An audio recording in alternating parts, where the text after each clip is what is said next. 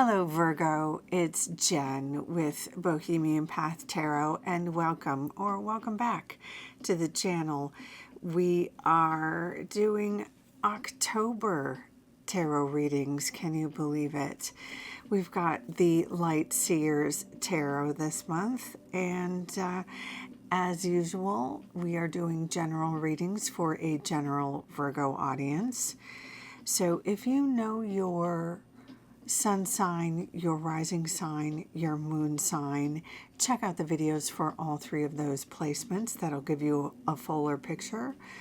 Sometimes one of the signs or one of the placements is more resonant with you. So if one doesn't totally jive with you, lean on one of the other placements for you. Sometimes one of the placements is more resonant later in the month because sometimes one placement is more resonant, in a more predictive way. So it might be more predictive and later in the month it tends to vibe. But if not, just leave it for someone else if it doesn't vibe with you. That happens sometimes too. Okay, so let's get on with it. I'm going to go ahead and give the deck a really good shuffle for you, but I tend to fast forward the video through the shuffling part because I don't like to chit-chat through the shuffling part. So I will meet you on the other side of the shuffle for your reading. I will see you there.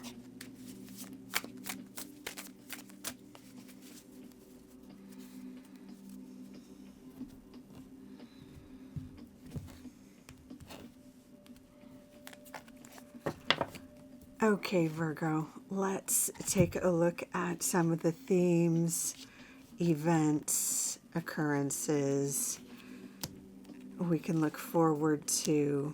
Okay, wow. All right. Let's get ourselves situated here. So the cards we've pulled here for October are the Five of Cups, the King of Pentacles, the Four of Swords, and the Lovers as like the general overarching energy. Now, the Lovers, it tends to be a card about contracts. Of course, that can happen in terms of interpersonal relationships, romantic relationships, if that's something you're looking for. So if you are interested in romantic relationships, if you're a single person looking for a romantic relationship, this is a good sign for something like that to take off.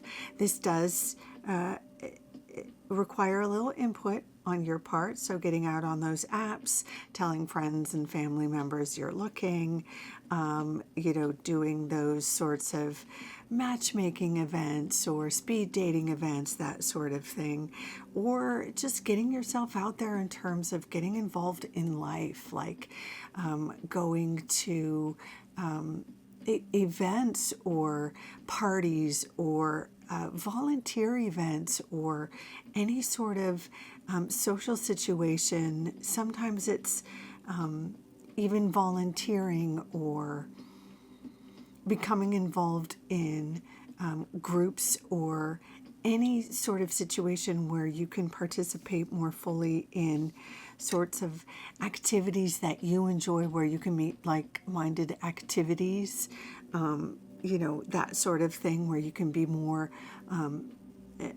where you're out there more in life, where you're sparkling more in life, where you're more excited about participating more in life, and you're kind of magnetizing people in that same kind of mindset, heart space, that sort of thing.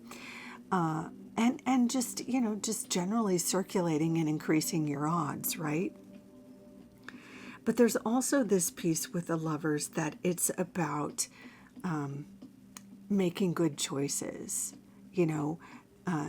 so on the one level it's about circulating and participating, but on the other, there's this other piece about making good choices, Like, not just about whoever is there or whoever is like sparking your interest, but like making good choices about who might be a good partner or who brings out the best parts of you, who is a good match for you, or realistically, if you're if you're aware of where you're at in your relationship needs, right? So like if you've just gotten off of a really heavy duty thing and maybe you're not in a place for something long term,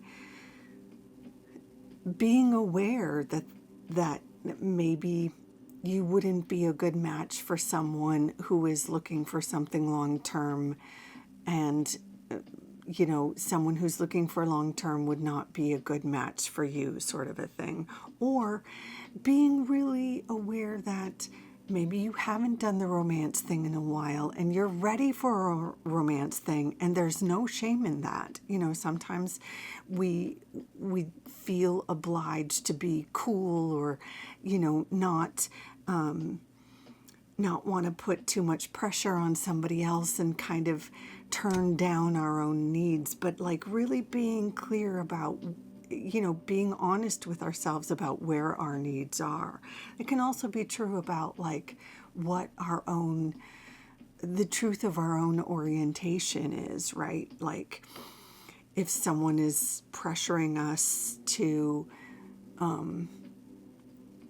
maybe open up a relationship or close down a relationship, being really honest with ourselves and potential partners or current partners about those sorts of things.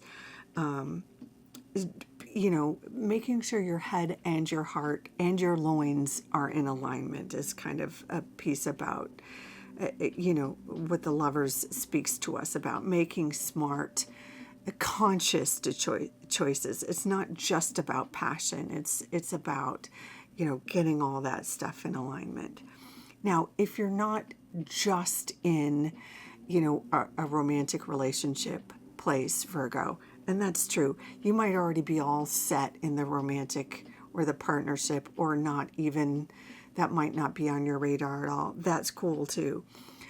The Lovers can also speak to other sorts of commitments, other sorts of contracts we make. It can speak to platonic contracts, in which case, if you're looking for collaborations of all sorts, it can be platonic, it can be business, it can be, in any way that you're making a contract with other people individually or groups as well.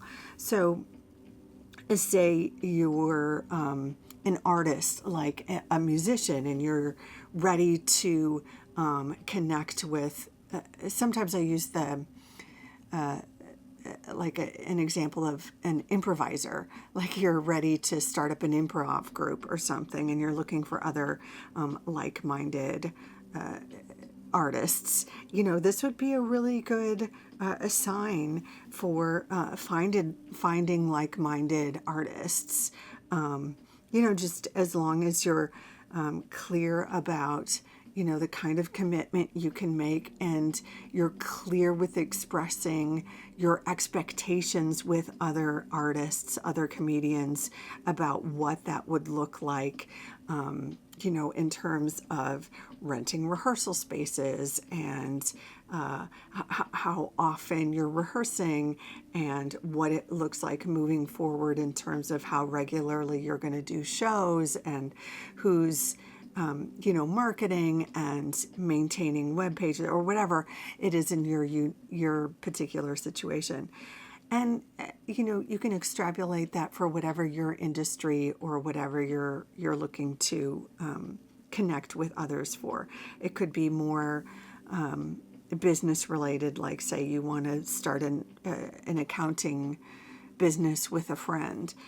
Anytime you want to work with a friend, right, you definitely still want to get some stuff in writing, right? So what are you bringing to the table? What are you expecting from your friend? How can you codify that? So, when it comes time to rent the space and maybe get a secretary or a, or if it isn't a physical space, who's paying them for the website, whatever you need to do to make it fair so that both parties or all parties have the same expectations and everybody's making a fair contribution, that everybody has the same expectations about that. That's what the Lover speaks to, right? It's that everybody is making a fair contribution and everybody has the same sort of expectations. So whether it's romance or platonic or business, whatever it is, October will be an excellent time for you to sort of get clear on what your needs and expectations are with those sort of interpersonal or interbusiness expectations are, and clearly express them and codify them and get those kind of interpersonal contracts expressed. But if you're looking for a contract, like whether a business contract or whatever, it looks like October is a good time for that to happen. So if you're wondering, is it going to happen, or is this a good time? We can see in other parts in these other cards too, that whether you're looking for some sort of whatever kind of contract you're looking for, October, you're going to see some sort of solidification, some sort of confirmation, some sort of contractual confirmations are going to happen. So let's look at some of these other cards as long as we're moving in that way. Now, the Five of Cups, I will say, this is like moving out of a bummer phase.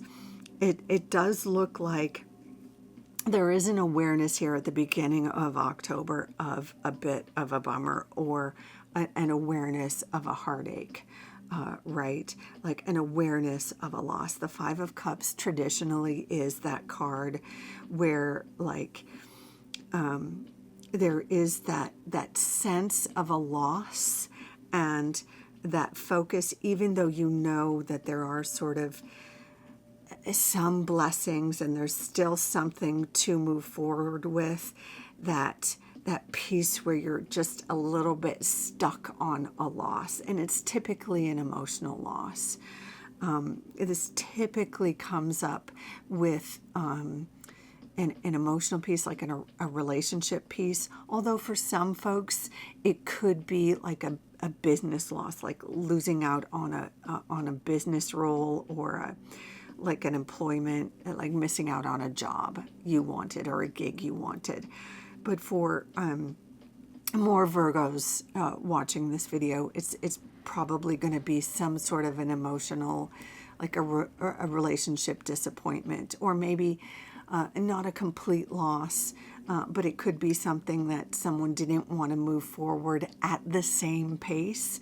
Like there's someone maybe kind of keeping you on the back burner, is kind of how it is, because it's not a complete loss. It's kind of like a partial loss. It's kind of like they're still kind of there, but they're not, but they're a little bit distracted. And then at which case it's up to you. Do you want that kind of halvesy sort of situation? If you are willing to be that kind of wait for them while they're, distracted by their own job or whatever it is, while they're finishing their master's thesis or whatever it is, they're telling you they're not able to fully participate, or maybe they're going through a divorce or whatever their thing is. It seems like this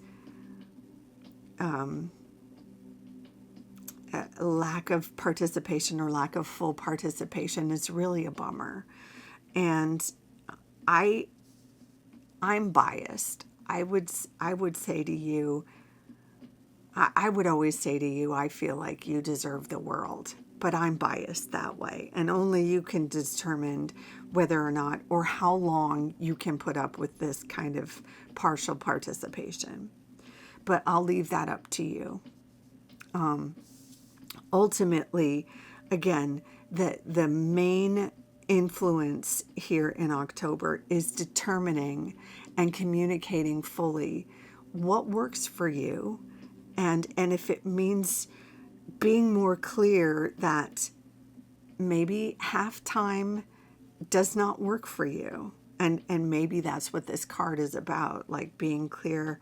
Perhaps I haven't said it in a clear enough fashion, but being your part-time person it does not work for me. And seeing and whatever that means, whatever the repercussions of that is, I'll have to deal with those repercussions because I deserve the full-time experience.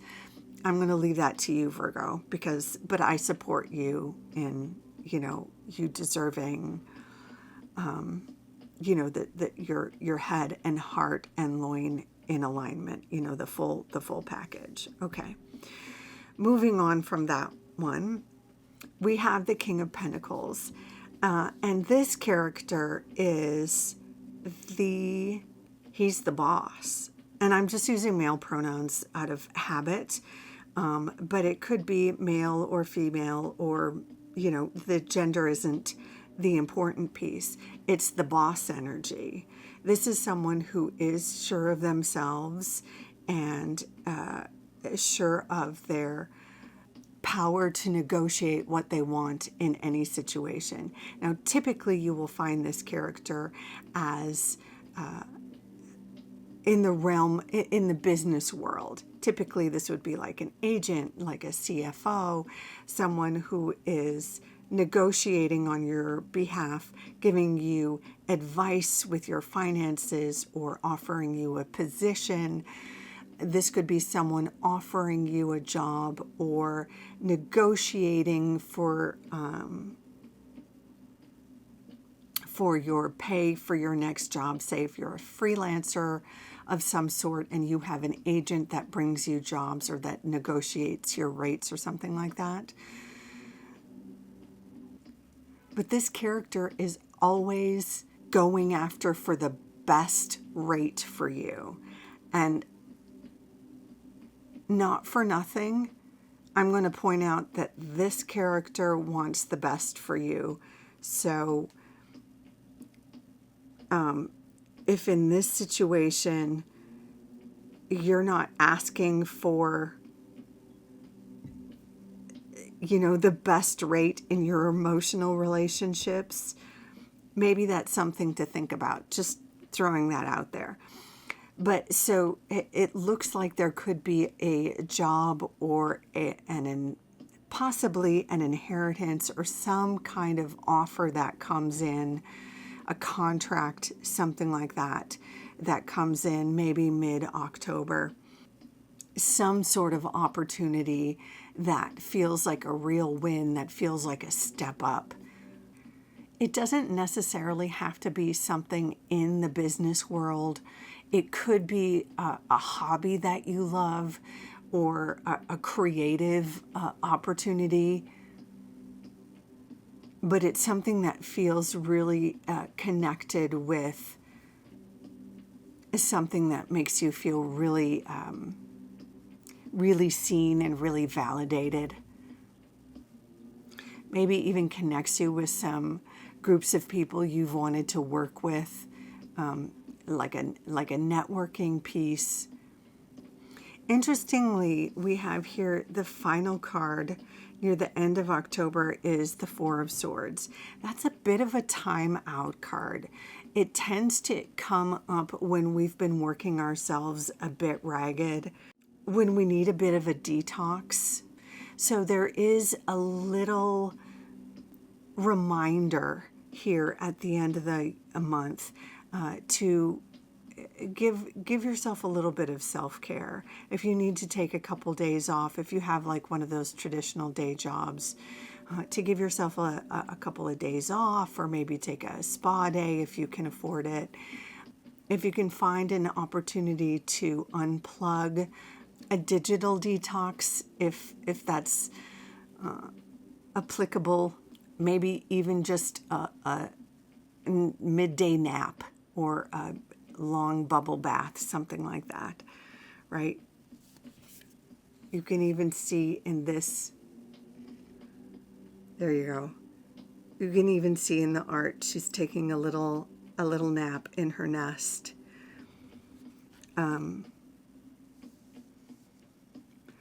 This is a card of healing when there's been a bit of sort of emotional overload sometimes, as in the five, as what happens in the Five of Cups here, when you just kind of do a little bit too much emotional processing, and then you just kind of need to do a little detox. That's what the Four of Swords is. But I mean, overall, there's a lot of sort of this getting clear on your needs and communicating those needs in the Lover's cards, the Lover's card, which is the overall sort of energy of the month, and in communicating those needs, which is the, you know, the call and the energy that is supported this month, right? This is where your greatest success is. If you put your, you know, attention here, this is where you're going to see success and your efforts bear fruit. And as you're doing this sort of review, and perhaps these even external contracts come in, you may become more aware of a situation where you're not really receiving reciprocity, even while someone else is asking for the best possible deal for you in a contractual situation. And at the end of the month, you will have earned a real self-care moment. So Virgo, I'm really excited about how these contracts are going to be evolving and coming in for you in the month of October. I hope you're excited too. Do take good care of yourself. Until next time, bye for now.